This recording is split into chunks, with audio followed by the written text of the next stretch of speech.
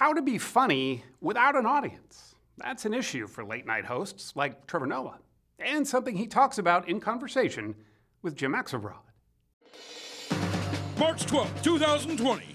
This is The Daily Show with Trevor Noah. Like a lot of us, it's been a while since Trevor Noah's had a day at the office. When do you think you'll be back in?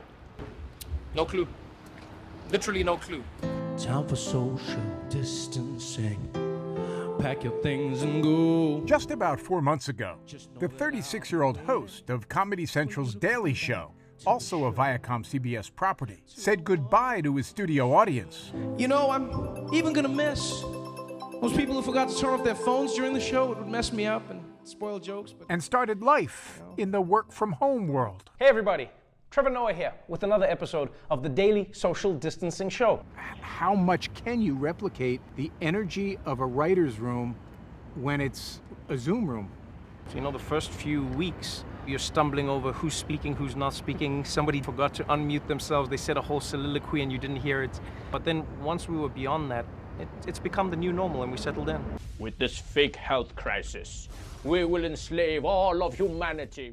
And what I said to the team was, let's use this opportunity to create something different. Hey, what's going on, everybody? Something different. You know what's really interesting about what's happening in America right now? Is exactly what Noah posted at the end of May. I feel like everything that happens in the world connects to something else in some way, shape, or form. Please call the cops.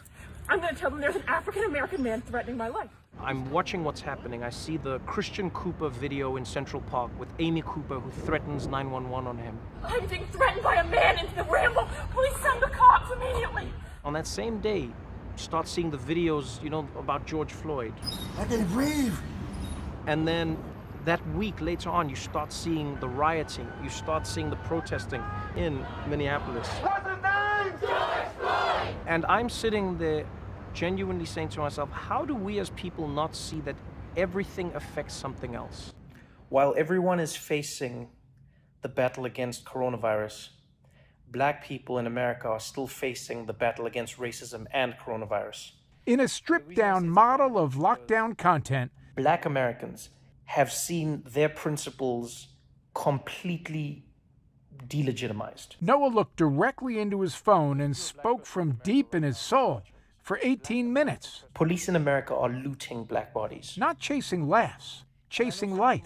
When you are a have and when you are a have-not, you see the world in very different ways. George Floyd and the dominoes of racial injustice has been viewed more than 9 million times on YouTube alone. My show wasn't on TV, but I just felt like, hey man, if there's 5 people who I can try and explain the nuance of this whole situation to, then maybe there's 5 people who will understand it as a larger story as opposed to just a moment. It is not just a moment. All moments are connected. This next comedian is from Africa. And people think a guy in leopard skin will come running on the stage. Born and raised in South Africa, under the apartheid system of racial segregation, Noah is uniquely suited among the late-night hosts to offer perspective, not just on what is unfolding in America. This is all a wheelhouse moment for you. Unfortunately.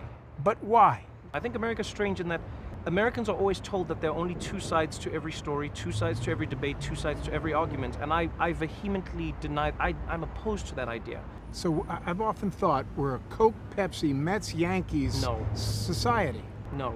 Yes, I think America is that as a society, but I don't think that's true. That's something that people need to acknowledge in American politics.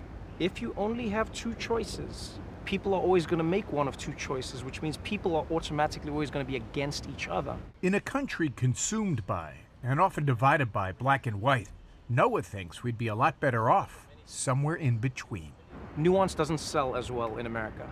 Nuance means you can't just take a stand and fight the other person. Nuance means we have to talk a little bit more. And until the American political system can find a way to represent the nuance that exists within America, you are going to create this false impression that there is this or that. There is only racism or not racism. There is only, you know, it's like, no. Because life is gray. It life genuinely is not black and white, and yet we don't do nuance in this country. You know, I remember when the riots were happening in Baltimore, people quickly jumped, these thugs, these are a bunch of thugs running around, these thugs. You know, I'm starting to think black people like crime. That's what I'm starting to think. Is that the only way they can deal with it? Black people like crime.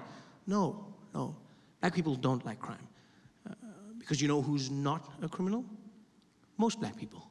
Yeah, most black people are not. This is the deepest stuff a society could be engaged in. Right. How do you find the funny in it? Sometimes I don't find the funny in it. I use the funny to deal with it. You know? To process the pain, the despair. It's what humor is. But it's not just his home country's reckoning with racial injustice that gives him sharp insight. 11 years ago, Noah's mother was attacked by his stepfather. My mother was shot in the head. I thought she was gonna die. And I'll never forget, she's looking at me from the hospital bed, and she says to me, Shh, Trevor, shh, don't cry, baby. I said, no, Mom, I'm gonna cry. You were shot in the head. And she says, no. Look on the bright side. I said, what bright side? She says, no, at least now because of my nose, you're officially the best looking person in the family. I couldn't believe that my mother would make a joke. I could not believe it. She wasn't dismissing what had happened. She wasn't negating what had happened. But what she was doing was using humor to process the madness of this world that we live in. Just like sex, my success or failure will somehow be determined by how much noise you make during my performance. Noah's success has been rocket-fueled by his mix of humor. I don't mean to brag, but South Africa is by far, like we've got top quality racism out there. Observation. I was like, yo, dude, there's a truck. And he was like, it's okay, we've got the light. Criticism and commentary. If meeting the moment requires tinkering with this formula, that's just fine with him. Wash your hands. Don't take candy from strangers or family.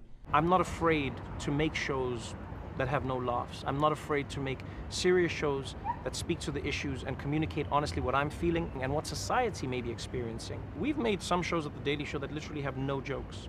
There are some days I've come into the office and said to my team, hey guys, there is nothing funny for people. This is not even a moment to try and find the funny.